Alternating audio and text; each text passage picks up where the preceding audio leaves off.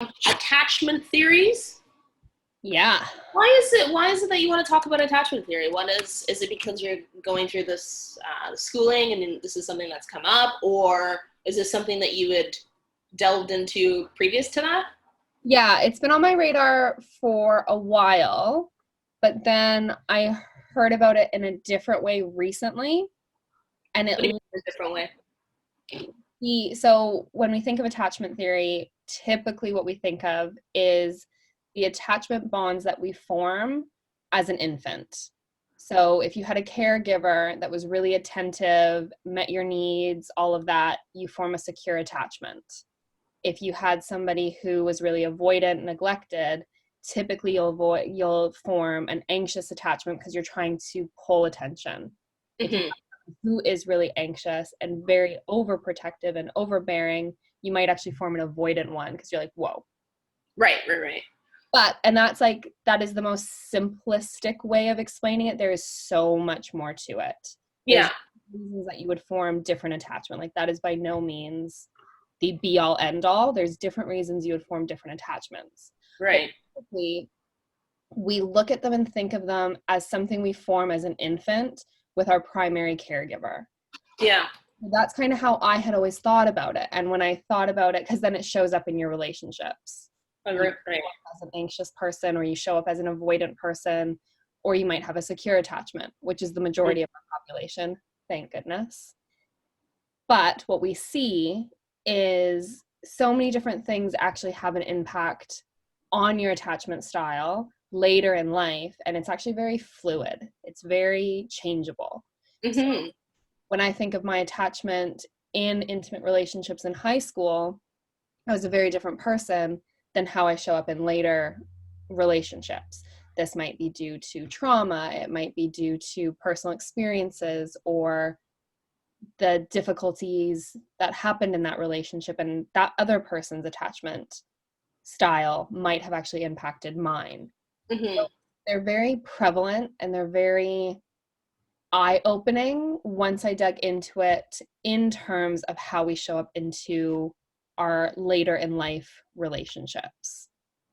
And I was having many an issue with my partner that I wanted Your to, partner? yeah, yeah. And he was just there and he was like, okay, I guess we're going through something. And I was like, oh, are we ever? You're damn right. Yep, let Settle up, bitch. you sit down. And I was putting all of my stuff onto him in so many different ways, but in very unaware, like aware, but also unaware. Like I was aware that there was an issue, but not wanting to take full responsibility. I was like, Mm-hmm. yeah, but it's still partly him.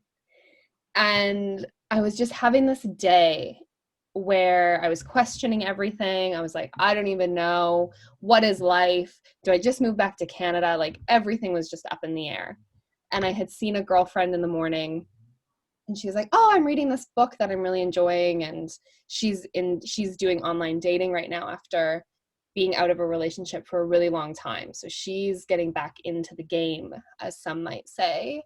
And she was looking into her attachment styles and I was like, didn't really clue in that it would have that much impact. She's like, well, just read it. Just have a little skim through. And I told her about all of my reservations with my partner and everything I was going through. And after that meeting with her, he and I had gone for this big bike ride and had a great time. And then something just triggered me to no other. And I lost my damn mind. I was so annoyed. I was furious. I was just like going a mile a minute, and all of my past stuff started coming up. And I was like, okay, something's up. And I was like, I just want to go home. I don't even want to have this conversation right now.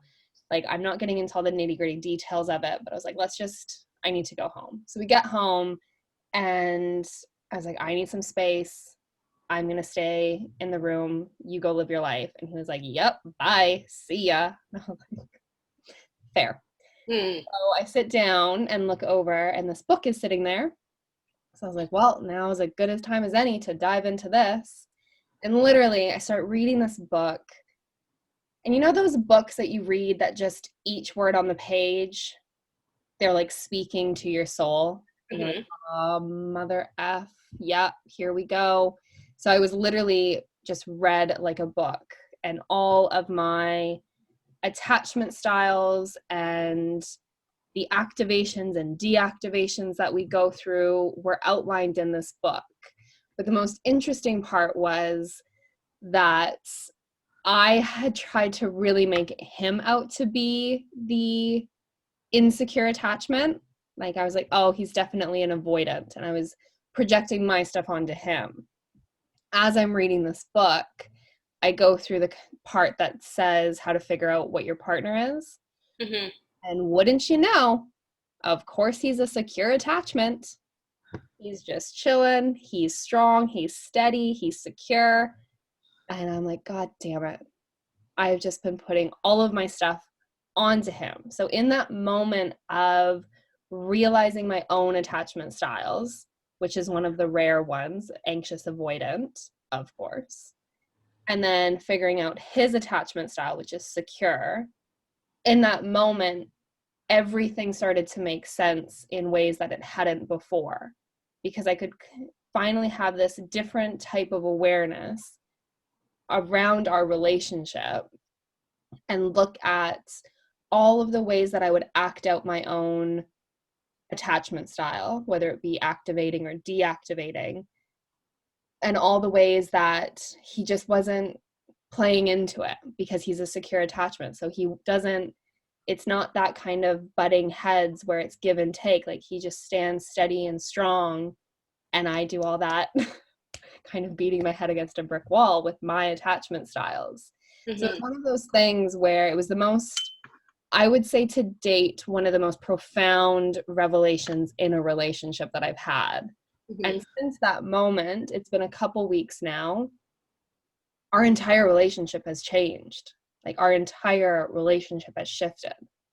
Simply by recognizing your attachment style, and then by recognizing it, understanding it, and moving through it, or?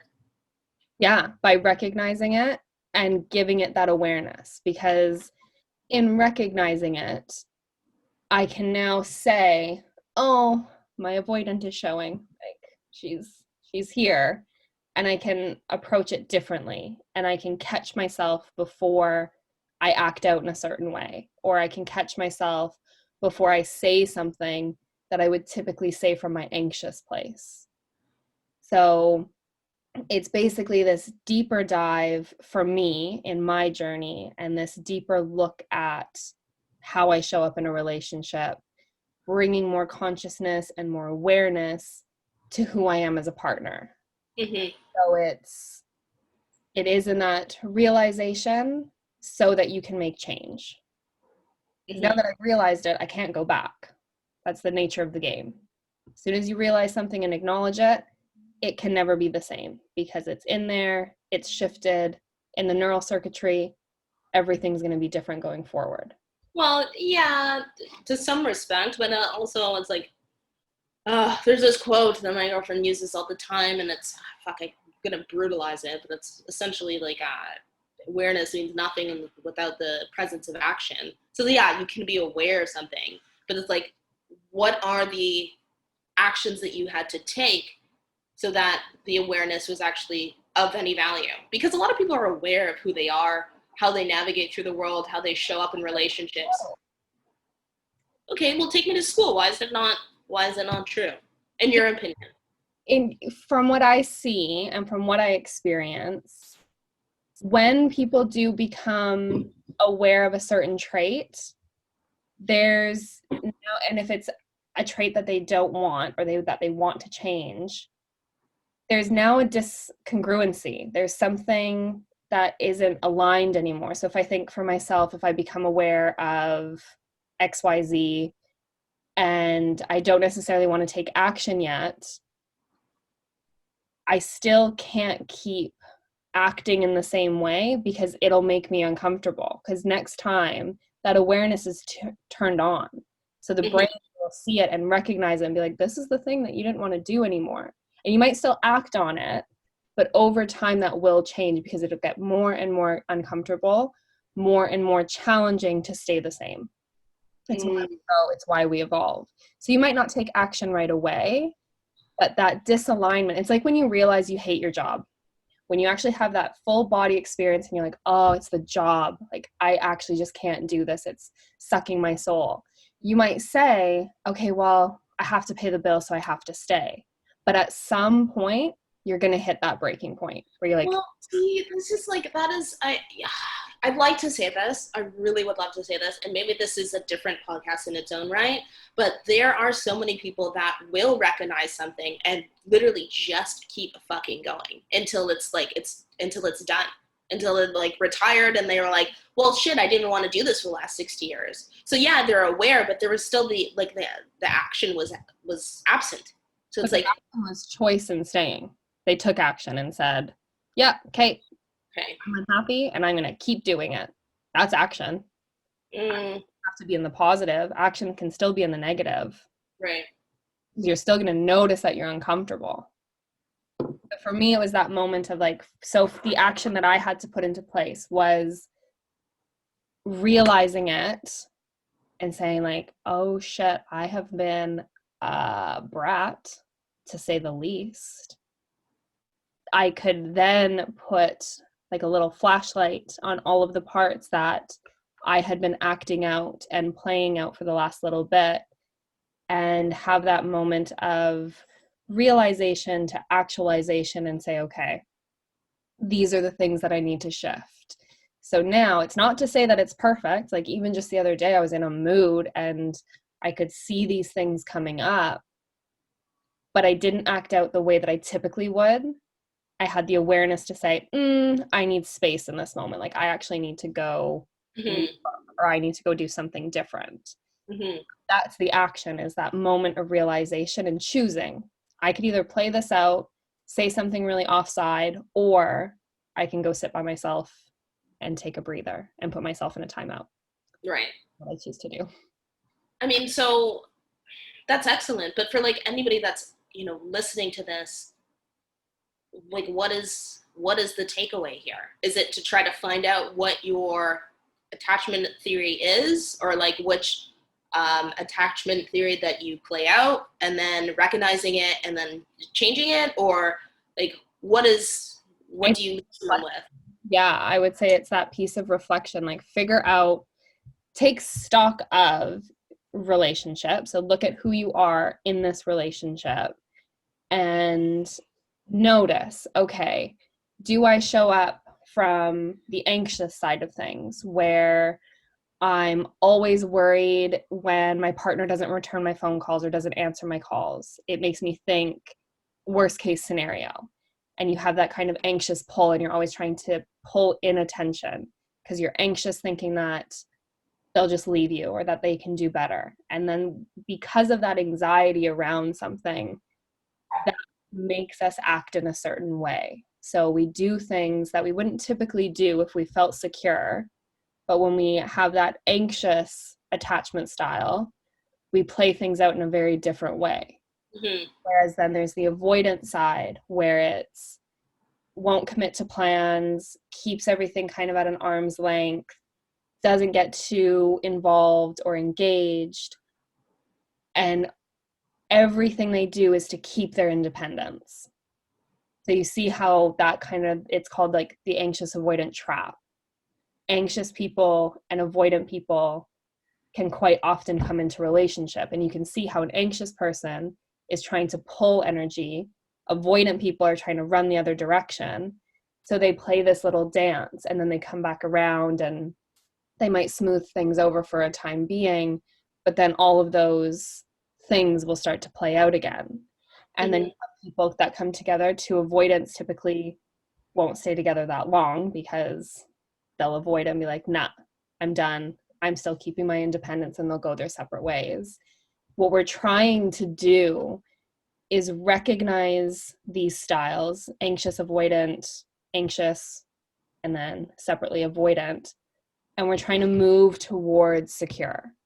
So what is it that you can recognize about how you show up in a relationship, how your patterns play out, your habits play out, the thoughts that play out in your head, And what steps can you take to move towards more security? How can you feel secure in your own self in order to feel secure in your relationship? Because if we're all constantly playing out these pain patterns, or maybe they come from trauma and we play out our trauma dynamics, that goes to a place of hurt relationships, because each person is playing out those dynamics continuously.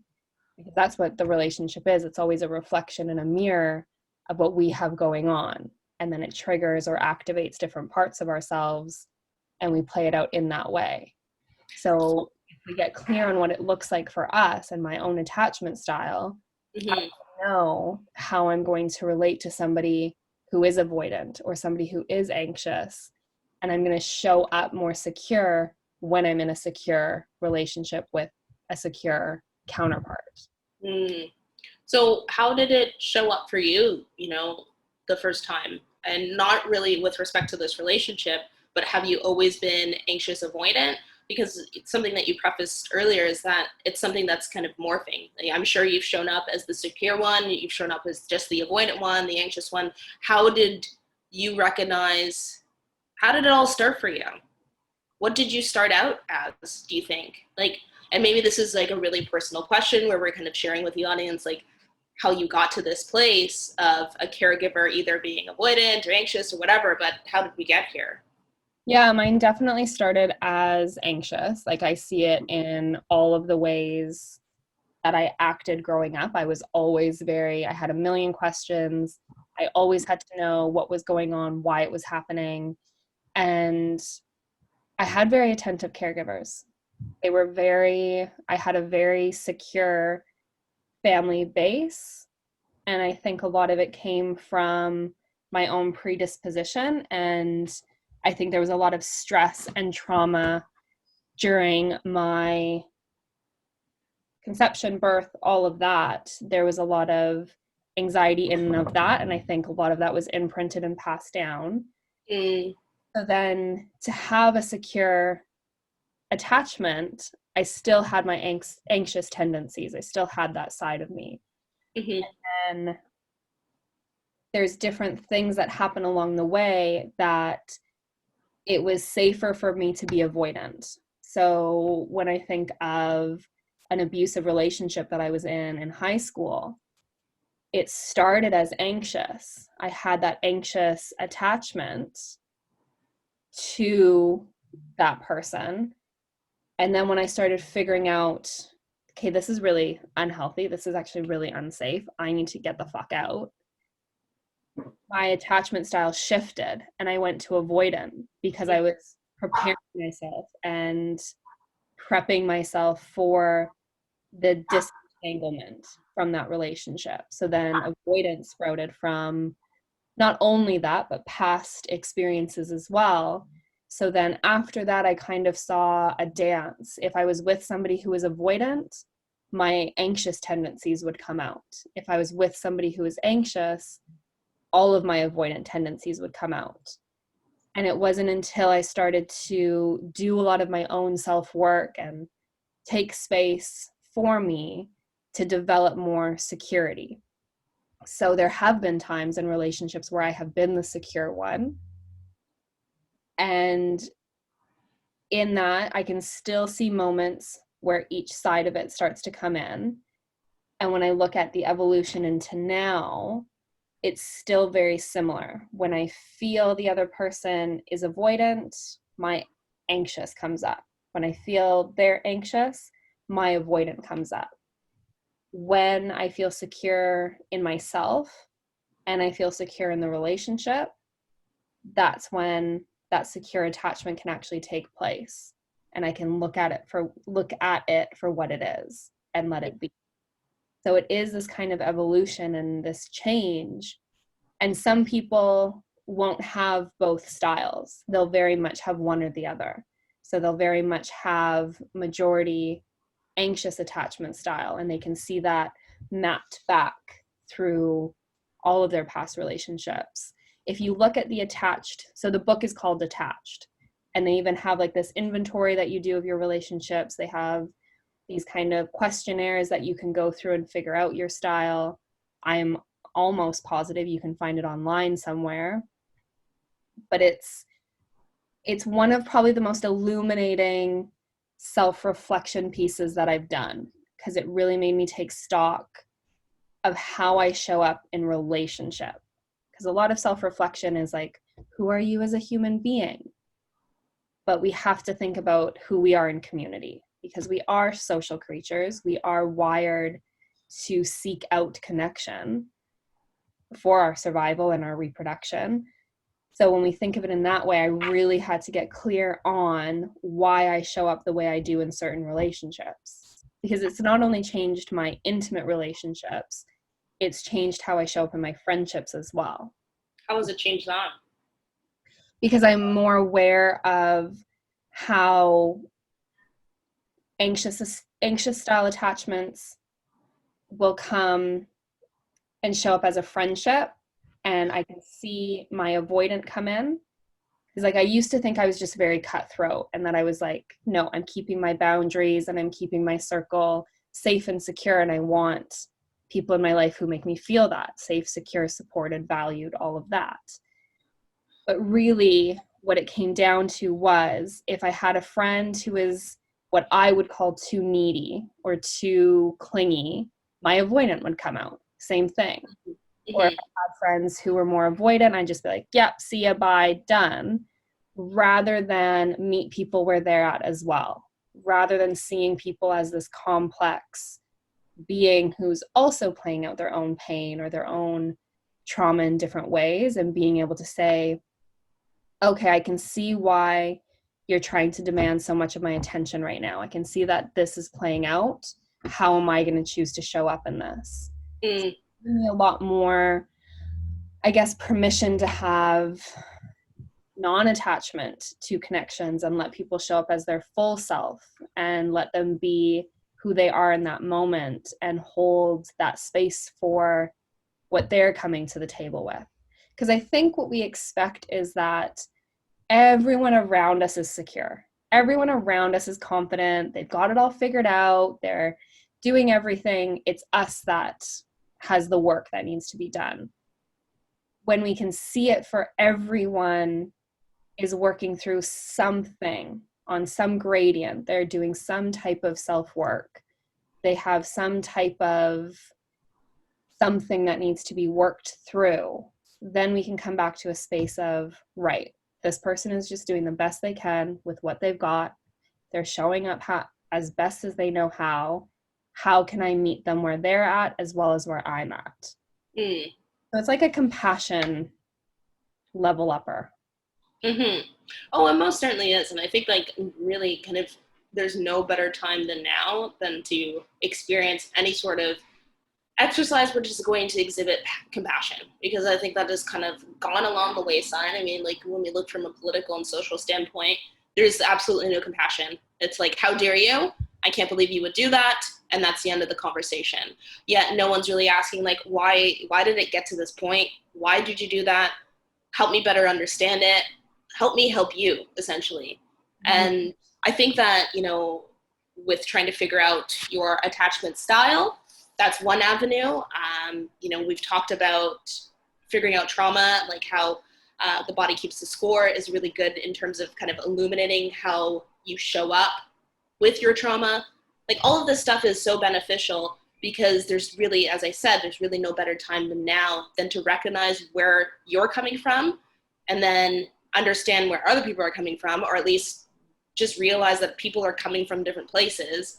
And okay, how do we get through this together? Yeah, so it's really interesting that we're bringing this up, and kind of the theme here for me is like compassion. That's what I'm seeing the most of, or the lack thereof, is compassion.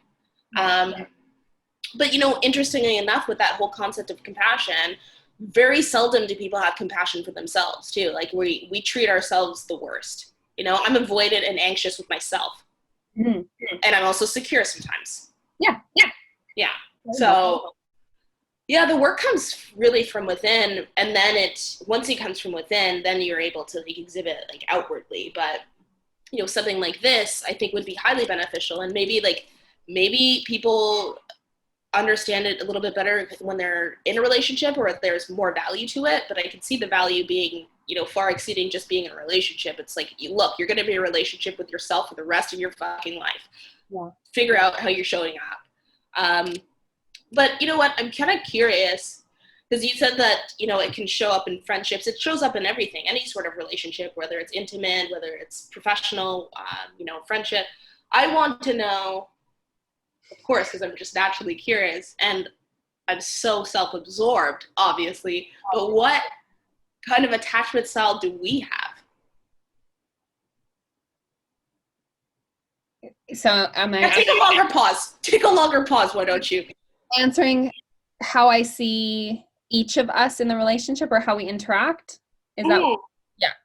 Because you mentioned there are some people that are like anxious and so you're avoidant and so on and so forth, but I would just be curious to know like what's it like for us? I would say for me that I feel we have a very secure attachment. And the reason that I say that is because we've always let each other show up fully, and we've always let each other show up in ways that maybe they don't mesh from time to time. Like we've had our moments and like, girl, we have been through it. So many ways. Shit. Yeah. But it was never like neither one of us ever chases the other. And I don't think either one of us has ever ran away. We might have said like, I need to breathe. I need some space in this moment and I need to be with me. But it never felt like true avoidance and true being like, get out of my energy. It felt very much like, okay, this side of it's going through a thing, so I'm going to chill over here. And then vice versa. When this person's going through a thing, that person has chilled. So it's felt very secure. It's felt very on my end. Mm-hmm. I'm curious to know what you think. No, I think it's felt, for the most part, it's always felt secure. I think the only time where it hasn't felt secure is that either one of us, I don't even know if it's really avoidant, but, for context, when you came to visit, last year, and we had a meshing of personalities and different lifestyles and so on and so forth, I think maybe you can make the argument that it was avoidant afterwards. Like, we're just like, you know what, not going to deal with this. Or you could also make the argument conversely that it was like secure and it's like, I know where I stand. She knows where she stands. We'll come together eventually. So that might be the only feedback that I have, at least from what I've perceived. But it's been, I'd say for the most part, for like this entirety of our friendship, our soulmate-ship, it's been very secure because, again, it's just like a fucking soulmate ship, Like, when you find soulmates, it's secure. I don't know what it is. It's just because that's your fucking person, right? Those are your people. That's your tribe. It shouldn't, it begs the question when someone falls out of your tribe, like, were you really even a tribe member? Like, was I just kind of haphazardly just kind of offering this olive brand, bringing you in when really, like, you were already kind of exhibiting these traits, which I was already kind of questioning. So it's like, I don't know. Yeah, because I think that's the other part that gets confusing. And I think that's a really good point to bring up, because when I think of my current partner and I, he is like, when I look at him, I'm like, oh, you're everything. Like, yeah, you're the guy that I want beside me. You're how I want to walk down this whatever path we're doing. Mm-hmm. In that soulmate-ness of it, I motherfucking hate him some days. Oh my God. Yeah. He shows me all my shit. Obviously. Oh, yeah, you're just annoyed with him because it's like, you know what? Just. Don't point out all the spinach in my teeth. I know I have work to do and I don't want to talk about it. Right. That to me, that's a soul connection, is being able to activate each other, but then hold each other in the healing. Mm-hmm. Mm-hmm. Triggers and mirrors and reflects and activates all my stuff. But then he's also in that space of like, ooh, this is uncomfortable. How are we going to get through it? Mm-hmm. And then I'll throw a little tantrum and then I'll work through it. Mm-hmm. And I think that's the part where that was my questioning. I was of the mind that those really deep, meaningful soul mate relationship, whatever you want to call it, shouldn't be as hard as it was feeling. Mm-hmm. You'll feel like you're both swimming the same direction, where I felt sometimes like I was swimming upstream and he was just swimming downstream so easily. And I was like, what the hell? Mm-hmm. Relationship should not be this hard if Mm-hmm. we love and care about each other as much as we say we do. Yeah. If it's like forever relationship that we're saying we are, it shouldn't feel this hard. But Mm-hmm. that mentality was my avoidance. That was my way of being able to say, well, I'm going to keep my independence. This is too difficult. Don't want to be involved in it. So when I could realize and recognize that, I can say, yeah, okay, you are going to bring up a lot of my dark side, a lot of my shadows, a lot of my ugh, and we're going to work through it together. And I can be vulnerable enough to show you that and to be alongside you. Yeah. It's interesting that you even bring up vulnerability, because it's something that recently came up for me in, my most recent relationship. And I didn't realize that I still had this kind of attachment, so to speak, of vulnerability and how I hold it and how I even value vulnerability. But to me, it can be one of two things: either super powerful or you feel powerless. And I always erred on the side of the latter, of like powerlessness. And so it's been difficult at times to really allow yourself to be, essentially in my mind, like powerless, you know? But it's so critical to allow yourself to be that, to be vulnerable and to like hold space for it, because then you're just going to be fucking avoidant or anxious. Yeah. Yeah. Yeah. Because it does. It shows up in so many ways. Okay, so I'm curious then, what does Mm. it look like for you in moments where you're like, fuck, I'm about to be really vulnerable and it would be so much easier to avoid this? How do you give yourself a pep talk? Like, how does it work? How do you Oh, I straight up fucking avoid it until this fucking human being acts like a mirror and just shows me my shit, and then you realize, like, fuck, like this isn't gonna go away.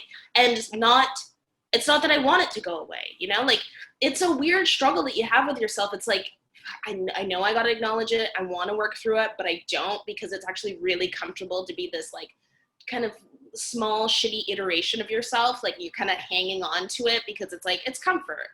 But it's literally holding back your growth. You've done all this work just to have it all kind of thrown away because you don't want to step up to the plate and just say one small thing. So no, it's totally more natural for me to be avoidant, but it doesn't really get you anywhere, like with this person that's come into my life, it's really kind of a wild experience in the sense of like, she embodies like all of these things that I ever envisioned for a partner, and it's like right there in front of me, but yet like here I am being like avoidant, and I'm like, no, I don't want to talk about this. So it's just like there's an aspect of like self-sabotage too, and it's that in itself is such a bizarre concept, like why we allow ourselves to go down these paths that we don't want to go down because we've been down them before. We know how dark and shitty it is, but it's just like, well, here we go again. Maybe if I pack a snack this time. And it's like, what the fuck? You know what this is going to look like. You're going to run out of snacks. Yeah, and then what? You're not going to have enough water. You're going to run out of snacks. But like, we allow ourselves to do that. And I would actually love to understand, not to deviate too much from your original question, but I would really, really love to understand. And if anybody is listening to this, and if anybody's out there that has like the actual background and like expertise to unravel this question, but I would really love to understand the mechanism of which our bodies, our minds go through that making shitty decisions so addicting. Like, why do I like to just be this shitty version of myself? Like, why do I allow myself to be that way? Because it's not serving me. It's not serving me as a person, it's not serving me as the person that I want to show up in a relationship. I don't want to be avoidant, but yet it's just like I just naturally fucking waver that way, and I don't understand why it ends up happening. But maybe it's just as simple as like I'm literally just not taking action for it to not be that way, you know? Yeah. I've heard a few schools of thought on that one. I don't Okay, know. cool. Well, I don't know that they've actually like narrowed it down to the exact reason. Like I don't think they've actually found, and I could be wrong on this, there could be something out there now, but I haven't found that exact pathway in the nervous system or the body brain connection that happens to make us make these decisions. Like there's schools of thought where it says that dopamine has a big play in it, and you avoid the things that don't make you feel good and keep going towards the things that make you feel good. Yes. But also safe. You go towards the things that make you feel safe, because the brain is wired to avoid anything uncomfortable, because discomfort means a threat to our survival. We think Mm-hmm. to the primordial way of thinking. So that moves us towards not only pleasure, but comfort. So if we're like, okay, well, I've always felt comfortable when I haven't had awkward conversation.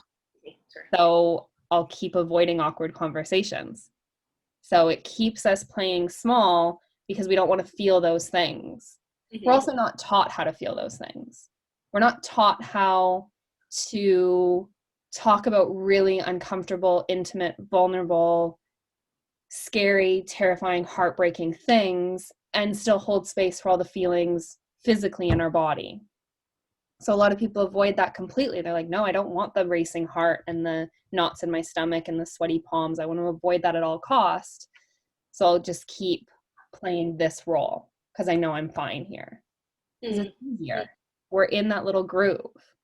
And then like when we think of like there's the way that Joe Dispenza talks about it, because you've read Breaking the Habit of Being Yourself. Yeah.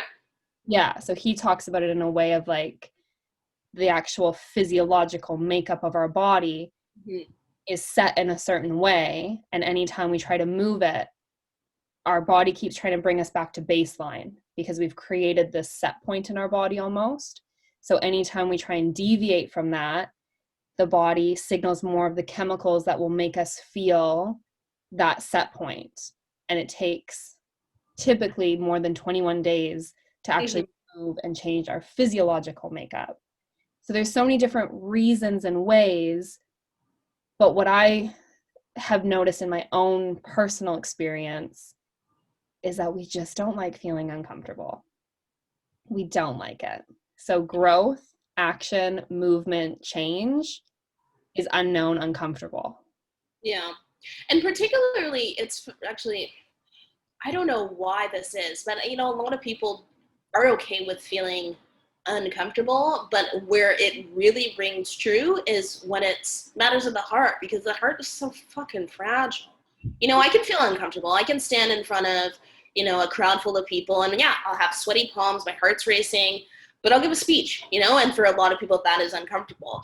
But, you know, if I have myself and, someone sitting next to me that would say that that was uncomfortable, where we can both have the same commonality is like when it comes to matters of the heart, because that's kind of like such a collective universal thing where it's like, no, you have to protect this one little fucking organ so badly. So that's where I really struggle, and I think that's where a lot of people really struggle, is it's why does it have to be that way when it comes to love? Yeah. I think back to Brene Brown a lot on Mm. topics when she TV.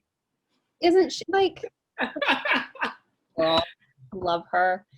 Because when she talks about shame and she talks about vulnerability and she talks about the courage to actually step into those spaces, I think that word shame is so imperative to what this is, because if you think about what it means to be ashamed of something, to be ashamed is that similar feeling of not belonging. So if I've done something or I'm about to do something that I perceive will make me not belong to my tribe or my crew or whatever it is, we want to avoid that at all costs. Because if we think back to, I'm such a science person, so sorry if I keep coming back to that side of things, but if we think back, I would love for it to mainly be that side of things. great. You know I'm going to cite everything, so. Yes. A full reference list, APA style. APA style for sure, homie. 7th edition, obviously.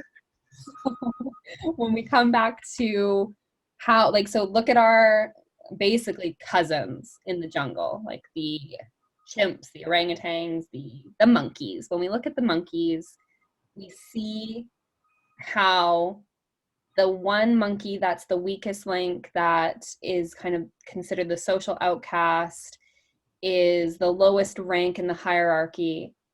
They're the first to die. They typically get left to the side. They're not taken care of. They're the ones that get beaten up by the other members. Their food is stolen, all of that. So we have that very, very innate knowing that if we do something wrong, we'll be the outcast. We'll be the lowest monkey on the hierarchy. We'll be the ones left behind. Mm. So intellectually, we might not be thinking that way. But on a physiological and a nervous system level, subconsciously, we still have that wiring, because that's how we got to where we are today, that evolutionary change in our nervous system to get us here. Controversial. So, I know. Stirring that pot. Well, these bitches need to have compassion, so. Exactly. So come in a compassionate way. Thank you. That's the thing, is we don't want to be that monkey. So when I think about having a really uncomfortable conversation and telling somebody how I'm feeling and that maybe they've done something wrong, whatever, I'm telling myself a story of the worst possible way it could go to prepare myself, because the brain wants to make sense of the outcomes and it wants to guide us away from the most threatening outcome towards the most safe and secure outcome, because survival instinct. I think in a lot of ways, matters of the heart is just another way of looking at our deep, deep, deep-seated need to belong. We need to feel loved and cared for. And if we tell a partner that they're doing something that we don't like, we run the risk of them leaving. We run the risk of them, quote unquote, not loving us anymore. And that's terrifying, especially if we are invested in that relationship. Mm-hmm. So I think a lot of the time it does come down to that need to belong, to be supported, cared for, loved, seen, all of it, and included. No, I completely understand that. And for a lot of people listening, I'm hoping that they would understand that as well. But as we're talking about this, and a lot of the topics that we've talked about, there could be people that are listening that are like very much at the beginning stages of their like evolution. So it's like, I'm never certain on how what is the takeaway? If you're that person, what do you do? Is it just like being aware of it and deciding to make action? Is that the most simplistic way of like, this is the takeaway, or what? You know, it's so easy for us to say because we've gone through the steps of getting us to where we are now. And even if when I kind of look back, I don't even know if they're really, I can attribute a certain time frame or a certain timeline of when this shift started happening. I just always kind of felt like I was always kind of evolving, and then, yeah, I became more aware of it, but is that maybe how it goes? Or is there literally a point where you're like, nope, today's the day that I'm going to change? And I think for people that, depending on where they're at, you know, if someone is, let's say, like an addict, it is, you can very much have a concrete day, like, this is the day I'm going to stop smoking. This is the day I'm going to start drinking, or I'm going to stop doing drugs. But for everybody that's kind of like maybe an emotional addict, how do they say, okay, today's going to be the day? Is it just that simple as saying today's going to be the day, or what? Like, what do you tell people that come to you? Exactly that. Like, where you stand in conviction and say, nah, no more. I'm not doing this anymore. Like, this is the thing that needs to change. Or even if you don't know what it is that you want to change or that needs to change, it's saying that I know there's something better for me. I know Mm, there's a different way of being, and I'm going to discover it. Because nobody has the answers. Nobody has, it's not a one size fits all. Along the way, you're going to find different schools of thought. Like, you'll go through a Brene Brown phase, and then you'll go through a Michelle Obama phase, and then a Joe Dispenza phase. And they're not all saying the same things. They're saying, maybe they're saying some of the same things in different ways, but they also say completely different things.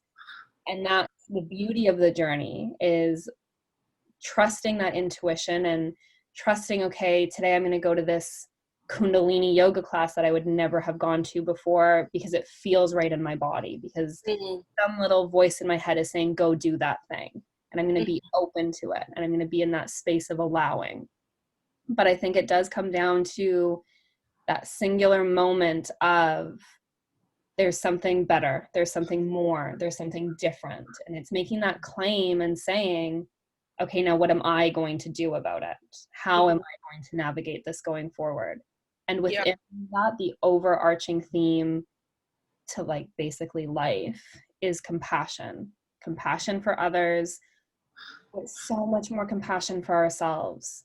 So much more compassion, because it's not easy, this whole journey of self-discovery, development, growth, whatever you want to call it, but so worth it. And it's going to be messy along the way. And in those messy moments, that's where compassion is so key, because it's saying, okay, how human of me to do that thing that I just did. Like, yeah, Mhm. I really messed that up, and I'm going to learn from it. I'm choosing to take action, and I'm choosing to have a conversation with somebody who knows something different, or discover a new podcast, or read a different book, and continuously be in that space of showing up. Because Mm. quite often, I think there's a misconception that doing the work is just sitting in self-reflection and being like, oh, I noticed that I'm this way. Okay. And now what should Yeah. I do? Now what? Uh-huh. And actually doing that tangible, physical, embodied work, and saying, I am going to show up in these conversations. I am going to do this thing, or I am going to whatever, whatever, whatever. But starting with self and making that convicted commitment. Mm. I think honestly, yeah, it's just the awareness and then deciding to take action. But for what it's worth, I mean, I'm no fucking medical practitioner. I have no license in any of this. I'm just talking from my own human experience. I think kind of one of the best times to do it, or where it can be most fruitful, and again, take this for what it is, but either being in a relationship or when a relationship has just ended. Because for me, like, those are real key mirrors of like who you are and how you show up. Is either after the relationship's ended and you're doing a retrospective and you're trying to figure out, okay, what worked well, what worked less well, and how do I move through this? Or actually physically being in the relationship and being like, what is working well, what is working less well, and how can I get it to be better? And I think during those times, those pivotal moments in our lives, that's where we'll want to take the most action, because it's either happening or it's about to happen again. And again, it comes back to matters of the heart. No one wants to die alone. You know, we all want to have a partner. We all want to find our soulmates, no less. It's one thing to have a partner. There's so many people. I know so many fucking friends that have partners, but I truly don't believe that they found soulmates. But we all want to find soulmates. So I feel as though the way to get that is to get closer with yourself, because once you get closer with yourself, you'll get closer with the person that is going to meet that self. Yeah.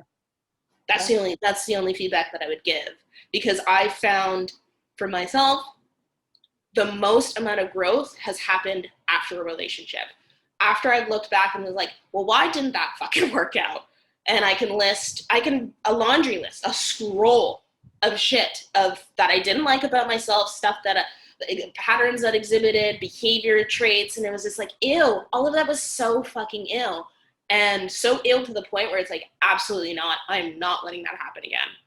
So I feel like that those are really kind of really key pivotal times where you can really kind of be the most self-reflective. It's not when you're on your high highs. It's so hard to look at the shitty parts of you when you're like, I'm doing good, I've got my friends, I've got money in the account, like all of that's great. But it's those moments where it's just like, okay, why isn't this working out? Why am I not solving this side of the Rubik's Cube?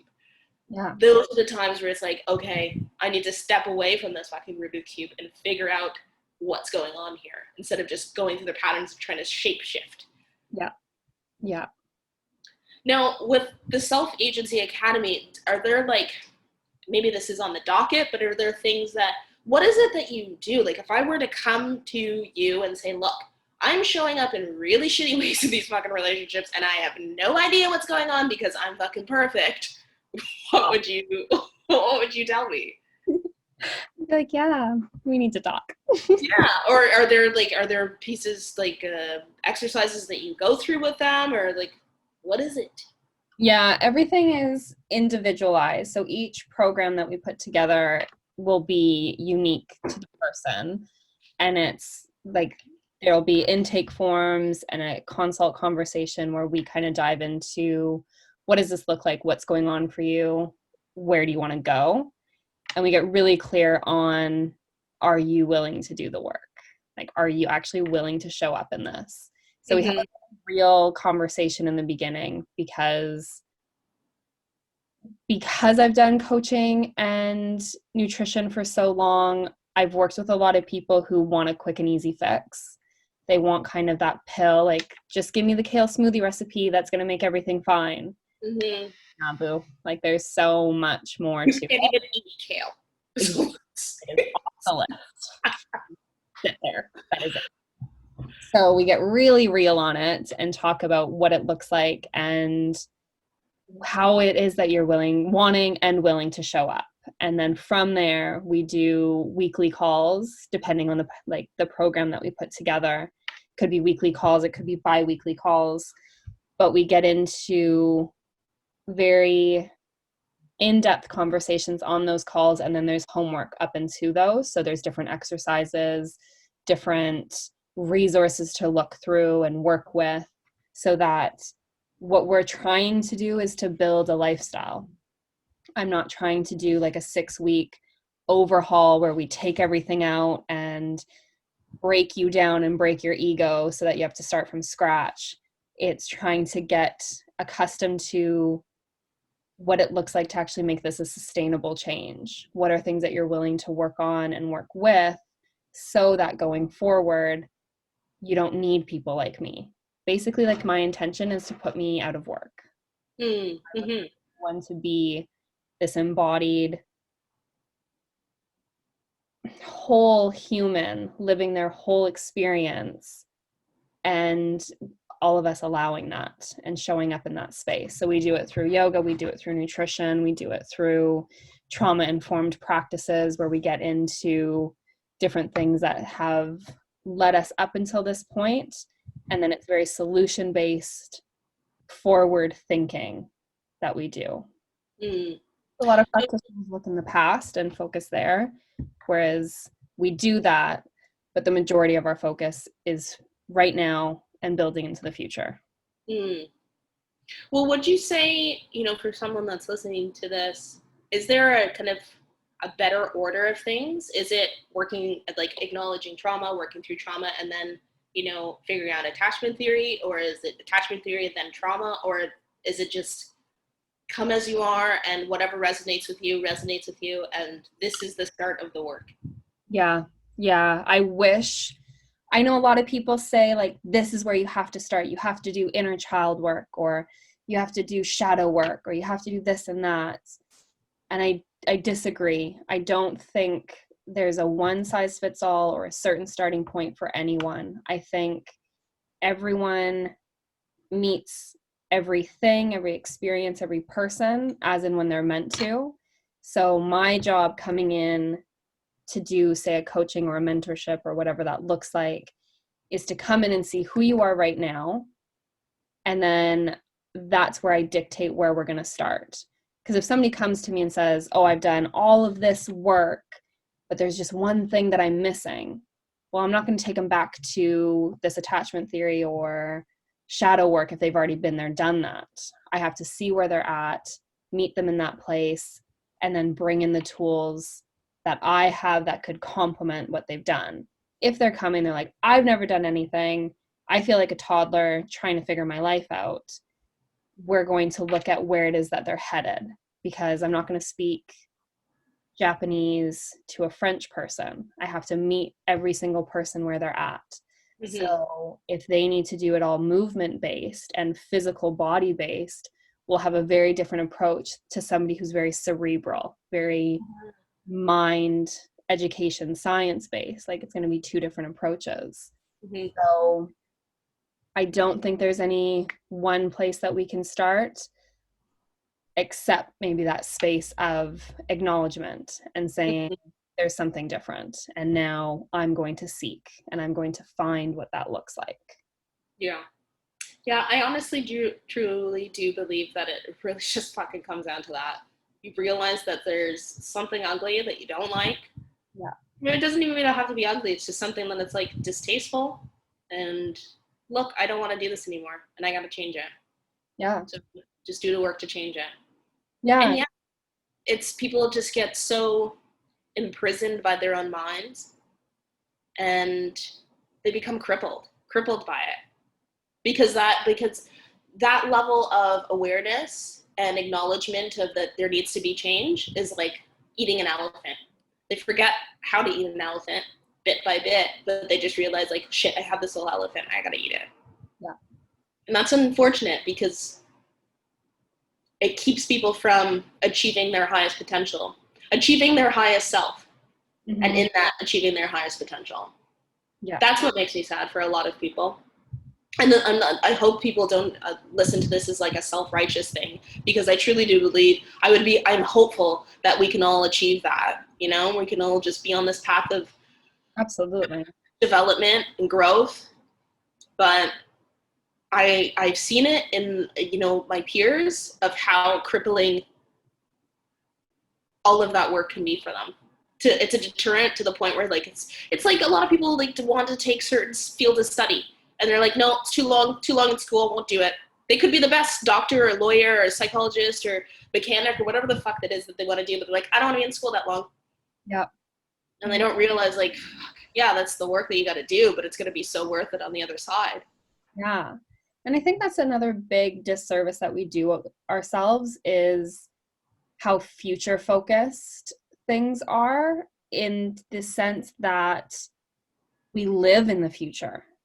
Like, all we think about is, 6 years of schooling. All I can think about is how long and hard that's going to be.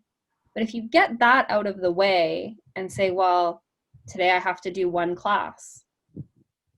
Okay, I can do one class today. That's fine. We don't have to look at it as like this 6-year degree or this 10-year master's, PhD, all of that thing. We could break it down and say, today I have to write one essay. So I'm going to sit here and write this essay. It's the same thing when you go for a hike and you look up at the top of the mountain, you're like, there's no way I'm ever going to make that summit. Like, that, it looks impossible. It looks hard. But then you just put one foot in front of the other. You don't have to keep looking at the summit the whole time, psyching yourself out, thinking, I can't do this. This is too hard, too overwhelming. I'm not fit enough, yada, yada, yada, this whole inner talk.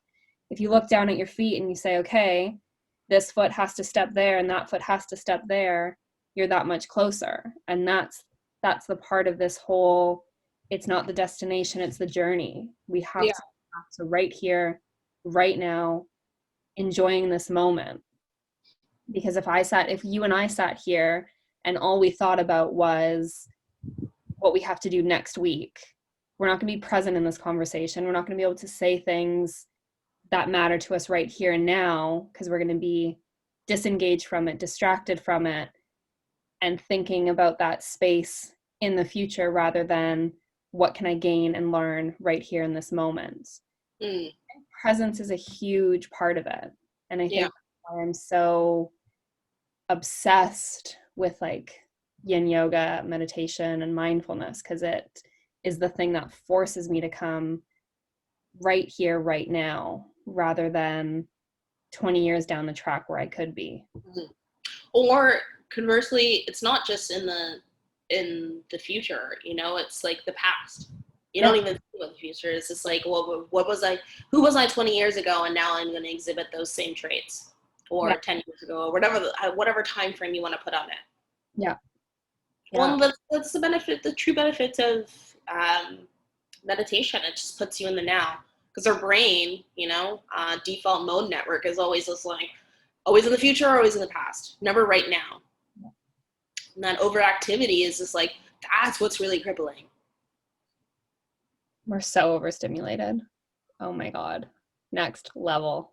But you know what? The next podcast I want to do is talk about overstimulation and how phones play into that, because it just, I can't. I just can't. I can't.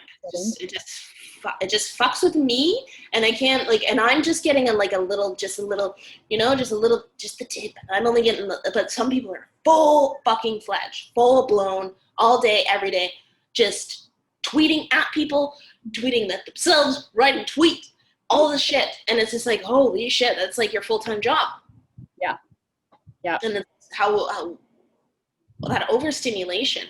What was really fascinating? I was listening to a Rogan podcast recently, and he had Dr. Huberman, who's a neuroscientist, talking about just, the human brain. One thing that blew my mind is I didn't realize that, like, Joe Rogan didn't notice this either, but our eyes are our brains, essentially, and by development, it just got, like, pushed out of our skulls, so it's, like, technically our brains, which blew my mind. But he was talking about how, based on that, like, what we see really impacts, the neurological hardwiring that's happening.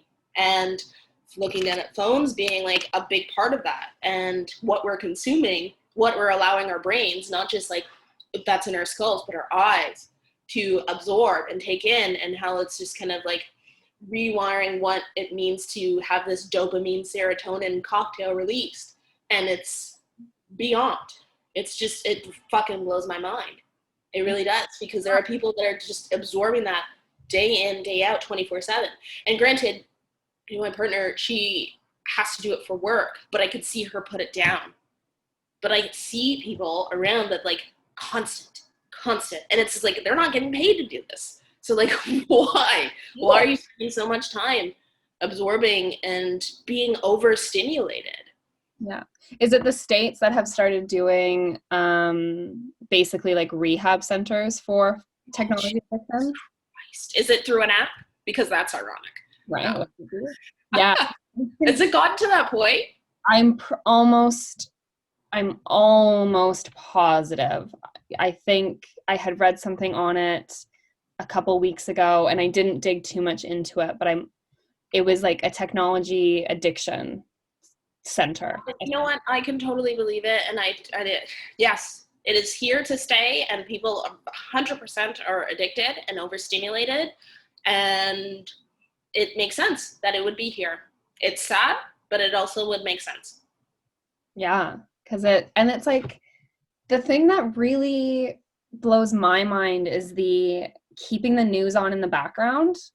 So, like, doing the dishes, but then having, like, the news or something on in the background and thinking, like, oh, it's just like background noise.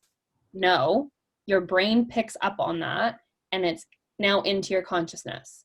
So you just spent all of this time doing something, especially because doing the dishes is actually meant to bring you down into the lower frequency brainwave, so you can actually rest and mindfully do that thing. So when you drop down, you're even more susceptible to subliminal messaging and the things that are running in the background. You pick up on them. So if you're constantly surrounded by auditory, visual, hearing and seeing these fear-mongering, fake news, bullshit, everything, everywhere, we gotta stop. We gotta stop. I just can't. Yeah, it's definitely not allowing for people to be securely attached. I'll tell you that. God, no. back around to the original topic at hand. But it's really kind of wedging in between people, like, again, getting closer to themselves. Yeah. Realizing what kind of attachment they have.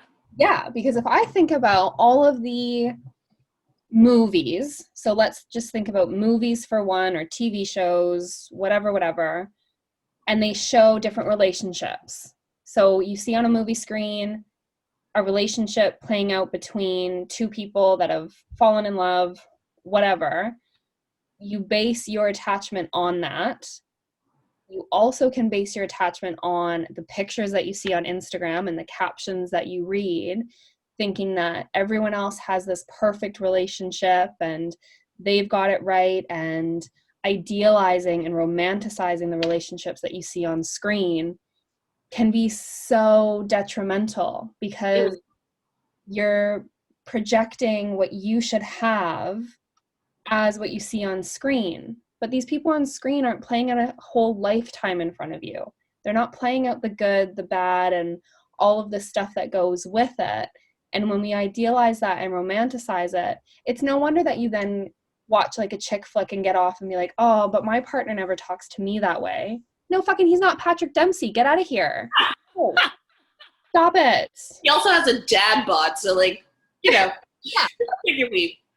Get out of here. No, I think that is a plays a part to it too. Kind of just living these weird fabricated lives. And I don't know why we would want to, because again, it just takes us further away rather from ourselves, because it's not real. We're not fabricated.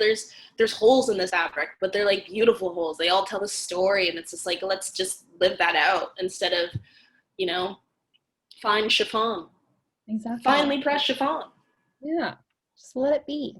Let it be. Anyways, is there anything else that you want to talk about attachment theory? Because I think this is really a kind of illuminated things for myself. I'm going to link some resources below the description for people, because I'd like to take the questionnaire, and I'm gonna, if my partner wants to, I'll ask her if she wants to take the questionnaire. I'm not gonna force her. Maybe she's gonna be avoidant, maybe she's gonna be anxious. I don't know, but I'll ask her if she wants to do it, because I'm curious. And let me just